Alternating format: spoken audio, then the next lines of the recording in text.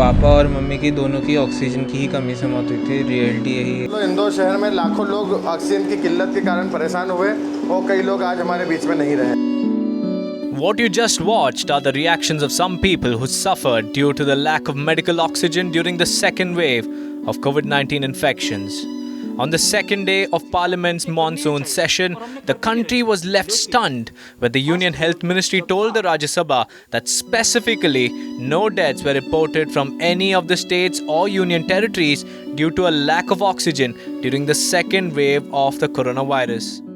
This statement gave rise to an acrimonious debate over the facts narrated by the Union Health Ministry. People were even more surprised when the state governments, some of which are ruled by opposition parties, seconded the centre's written reply in the Rajya Sabha. The union government's response flies in the face of what was seen and felt repeatedly in real life and in news reports filed by media platforms. Data in the public domain shows that more than 50% of all deaths reported on account of coronavirus infection occurred during the second wave. Deaths in real terms as of 2021. 2nd July, 4 lakh deaths. 1st March, 1,58,396.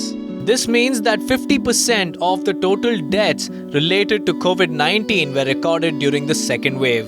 The union government's narrative is that health is a state subject and it spoke on the basis of data provided by the states and union territories. राज्य भेजते हैं केंद्र को, हम उसे संग्रहित करते हैं, कलेक्ट करते हैं, हम डाटा जनरेट नहीं करते हैं. Clearly, the naysaying governments were hiding behind a reporting technicality. Oxygen की शॉर्टेज से ही उनकी मृत्यु हुई है, ऑन रिकॉर्ड है सब. Health Minister misled the House with the false information. There are so many incidents in the public domain, so many deaths due to the inadequacy of oxygen. The deaths occurring in all hospitals have to be recorded in a preset pro forma, and in all of them, the cause of death never mentioned paucity of oxygen. The governments have chosen to hide behind the medical terminology for the cause of death. Some, like the Delhi government, tried to hide behind the perennial problem of discord between the Union Territory government and the Lieutenant Governor. Delhi की cabinet ने निर्णय लिया था कि अभी कुछ समय तक, जब तक कोविड की परेशानी है, आगे आने वाले समय में जब 15,000 बेड्स की आवश्यकता होगी, 33,000 बेड्स की आवश्यकता होगी, 80,000 बेड्स की आवश्यकता होगी जुलाई के एंड तक, तो इनको दिल्ली के जो आज लोग दिल्ली में रह रहे हैं उनके लिए ही मैनेज करके रिजर्व रखा जाए, उनके लिए ही सीमित रखा जाए. लेकिन कल एलजी साहब ने उस फैसले को पलट लिया था. जब आज एलजी साहब से डीडीएम की मीटिंग में हमने रिक्वेस्ट किया कि साहब आपने कल ये फैसला पलटा, तो उससे पहले आपने अपेक्षा की होगी, कुछ आकलन किया होगा कि कितने केस बढ़ेंगे, बाहर से कितने केसेस आएंगे, उसका भी उनके पास कोई आइडिया तो नहीं था. But those who saw their family members and friends gasping for breath know that they died from lack of oxygen. The heartrending visuals from hospitals in Delhi and other parts of the country.